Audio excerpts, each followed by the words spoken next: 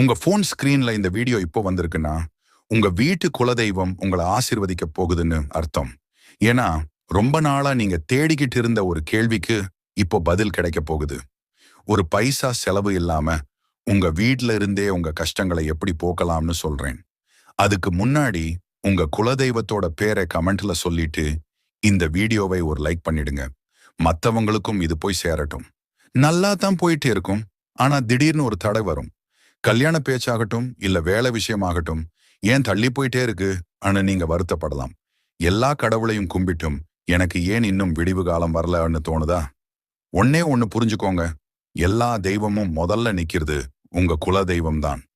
வர்ற வெள்ளிக்கிழமை அன்னைக்கு காலையில ஒரு சின்ன செம்புல தண்ணி எடுத்து அதுல ஒரு பிடி கல்லுப்பு போட்டு உங்க வீட்டு வாசல்ல வைங்க.